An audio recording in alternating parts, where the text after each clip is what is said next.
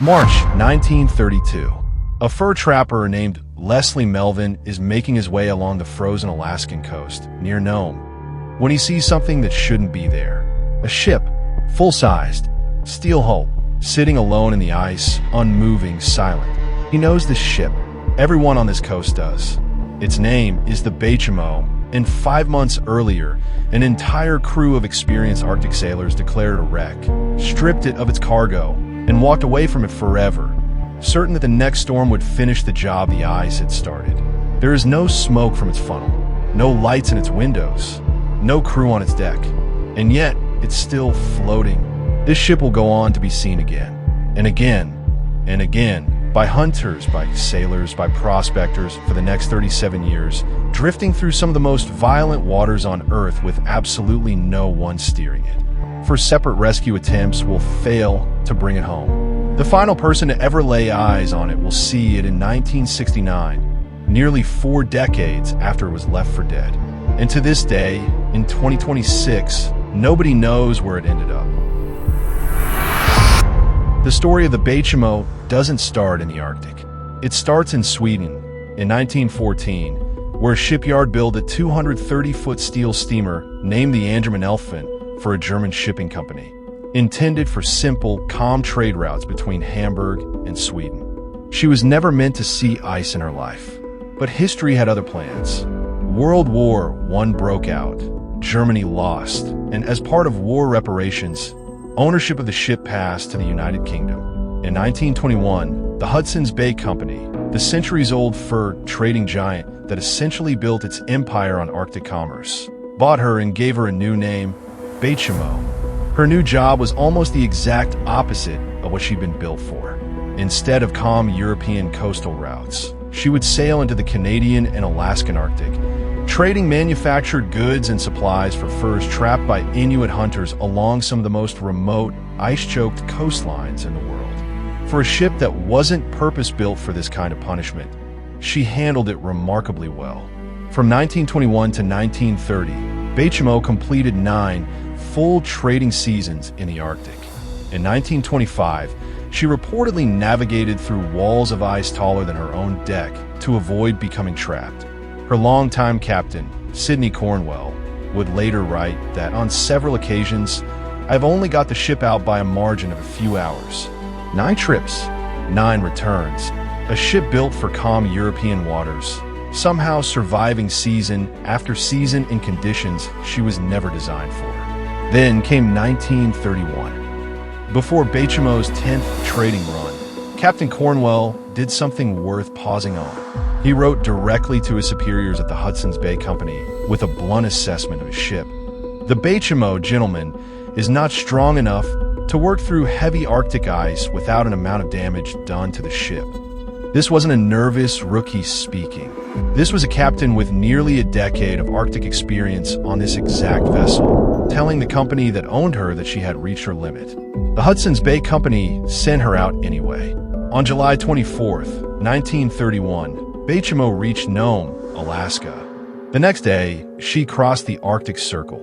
By August 3rd, she was already fighting through solid pack ice near Point Barrow, weeks before the voyage was even supposed to reach its most dangerous stretch. She pushed through. She always had. But this time, the ice wasn't done with her. By the end of September, Baychimo had completed her trading and was loaded with a valuable cargo of furs, heading home. On October 1st, 1931, near the end of the run, she became trapped in pack ice. The crew, somewhere between 36 and 40 people, including a number who had signed on as working passengers in exchange for their passage, made the difficult call to abandon ship temporarily. They trekked half a mile across the frozen surface to the small town of Barrow, Alaska, and sheltered there for 2 days, waiting to see what the ice would do. When they returned, something had shifted, literally. The ship had broken free on her own. For a moment, it looked like Baychimo had pulled off trip number 10. Then on October 8th, she was trapped again. This time it was worse. The ice wasn't loosening. Winter was closing in fast, and the Hudson's Bay Company made a decision. On October 15th, They flew in an aircraft and evacuated 22 crew members, leaving the ship behind rather than risk more lives. But 15 people, including Captain Cornwell himself, refused to give up on her yet. 15 crew members chose to remain near the trapped ship, building a rough wooden shelter on the ice a short distance away. Their plan was simple and brutal in its demands: survive the harshest part of the Arctic winter, keep returning to Baychimo every day to clear ice from her rudder and vital systems, and hope that either the ship broke free or that they could hold on long enough to save her and the valuable cargo still in her hold.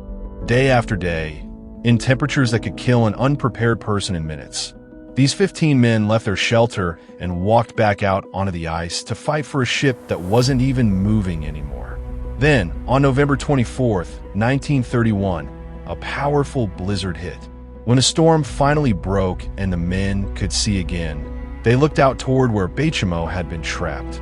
She was gone. Captain Cornwell drew the only logical conclusion available to him. The storm had crushed his ship and sent her to the bottom of the sea. After everything, the warning he'd given, the 2 abandonments, the weeks of daily maintenance in brutal cold, Baychimo was gone for good. Then, a few days later, an Inuit seal hunter arrived with news that changed everything. He had seen the ship, alive, still floating, roughly 45 miles away from where she'd last been trapped, drifting freely in the pack ice as if the storm had simply picked her up and carried her somewhere new. The 15 men made the exhausting trek to find her, and there she was, battered, ice-covered, completely unmanned during the storm that was supposed to have destroyed her, and still afloat. This time, they made a final call. With winter deepening and the ship judged too damaged to reasonably save, they boarded her one last time, retrieved the most valuable remaining furs, worth roughly $58,000, a significant sum at the time, and left. They fully expected the Arctic to finish what the blizzard had started. It didn't. Over the following decades, Baychimo simply kept going. No crew, no power, no steering, no maintenance. Just a steel hull, left to the mercy of some of the most violent, unpredictable ice conditions on the planet. And somehow, she refused to sink. She was spotted in March of 1932 by the trapper Leslie Melvin, still intact, drifting near Nome. Sightings continued through the decade. Prospectors, dog sled travelers, and Inuit hunters would occasionally stumble across her, frozen into the ice pack or floating freely, always empty, always alone. Several groups actually managed to board her over the years, drawn by the idea of salvaging a fully intact steel steamer sitting unclaimed in the Arctic. At least 3 or 4 separate salvage attempts are documented across the 1930s, including one in 1939 led by Captain Hugh Polson, who successfully got aboard and made plans to tow her back to port. Every single attempt failed. Sudden weather changes, shifting ice, equipment failures. The Arctic itself seemed to intervene each time someone got close to finally bringing her in. Local communities began telling their own stories about why she couldn't be caught. Some called her cursed, others saw her as something closer to a guardian spirit of the ice. Neither explanation is provable, but the pattern of failure was real, documented, and repeated across multiple decades and multiple crews. Strip away the eerie framing, and there's something genuinely instructive underneath this story. Baychimo wasn't built for the conditions she was forced into. Her own captain said so, in writing, before her final voyage, and he was overruled by people who weren't the ones who'd have to survive the consequences of that decision. And yet the ship herself outlasted almost everyone's expectations, including her own captain's. She wasn't perfect. She wasn't built for this, but she kept surviving anyway, long after everyone had given up on her and walked away. There's a version of that story in a lot of lives, being pushed into situations you weren't built for, being written off early, and somehow enduring far longer than anyone expected, simply because giving up was never actually forced on you. Baychimo didn't need anyone steering her to keep going. She just needed the will of the sea not to finish her yet. Sightings of Baychimo slowly grew rarer through the 1940s, 50s, and 60s. Decades passed. The world moved on through a Second World War, through the beginnings of the space age, while somewhere in the Arctic, a fur-trading steamer built in 1914 was, as far as anyone could tell, still drifting. The last confirmed sighting came in 1969, 38 years after her crew first walked away from her. A group of Inuits spotted her one final time, once again locked fast in pack ice between Point Barrow and Icy Cape, along the same brutal stretch of coastline where her story had begun nearly 4 decades earlier. No one has reported seeing her since. In 2006, the state of Alaska announced a broader initiative to locate historic shipwrecks along its coastline, a region believed to hold the remains of roughly 4,000 lost vessels, with Baychimo specifically named as a priority target. It was finally an organized, modern attempt to solve a mystery that had outlived nearly everyone involved in it. According to available records, that specific search never fully materialized. The most widely accepted theory today is that decades of extreme temperature cycling, freezing and thawing year after year, storm after storm, eventually weakened her steel hull past the point of survival, and she finally sank sometime after 1969. But that's a theory, not a confirmed fact. No wreckage has ever been found. No debris has ever been conclusively tied to her.